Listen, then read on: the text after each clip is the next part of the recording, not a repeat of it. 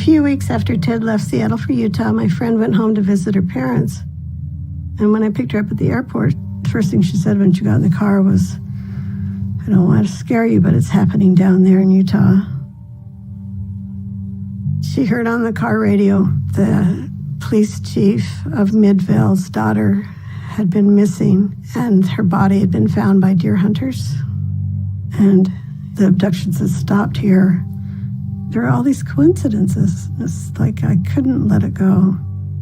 It scared me out of my wits. So the next day, I called King County in Seattle, and the detective who answered the phone was really patient because I told him in one of those big long strings of, "I know I'm wrong, but I'm having these thoughts" type sentences, and so he just listened. I said, "Well, my boyfriend's name is Ted. He drives a Volkswagen." And the detective stopped me and he said, "Oh, you don't mean Theodore Robert Bundy, do you?" He said they'd already looked at him and just didn't think he looked like a good candidate. And he said, "Well, let's get together and talk some more about this." And so I agreed to do that. And then we went through the albums that I have of pictures of Ted, and he took a few.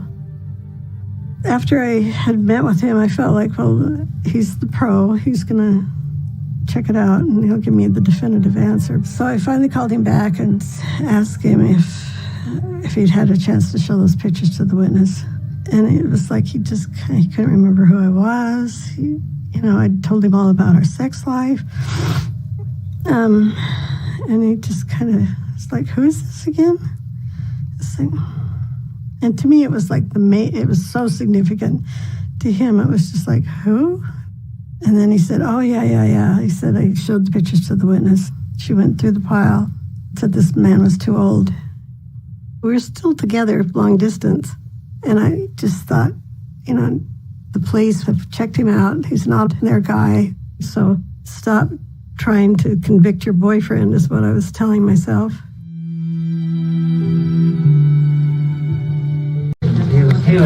Up at Taylor Mountain, Linda Ann Healy, Susan Elaine Rancourt, Roberta Kathleen Parks, Brenda Ball.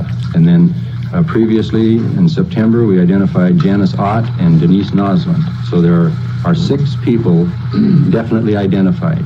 We don't have. I was going to the downtown library doing research in the newspaper reading room and reading the Salt Lake Tribune, and I was stunned to find out that there had been an abduction where the woman got away, and the perpetrator had been driving a brown Volkswagen. Well, that was my worst fear come true. So I just fell apart. I was borderline hysterical. Called my bishop. I'd gone back to church at that time because I was looking for something, some kind of spiritual peace. And he said, "Well, you're going to have to talk to the police and just tell them that you're continuing to be worried about your friend." So I called Salt Lake and I talked to a detective, and he asked me, "Well, why are you calling now?" He said, "We've already checked him out," and he's just grilling me about, "We've already looked at him. He's not a good candidate." So I was just like mortified when I got off the phone.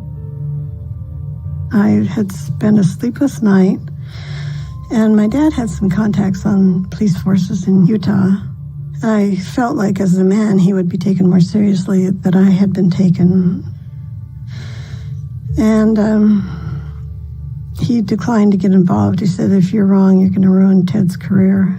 And I said, "Okay," and we hung up and we never talked about it again.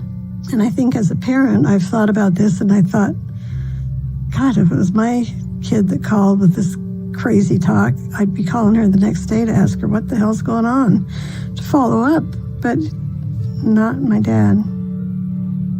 I think that my dad completely discounted what I was thinking. I mean, he is so like Ted, as we all did.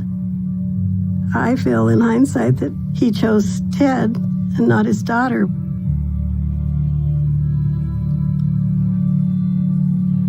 It's just traumatic.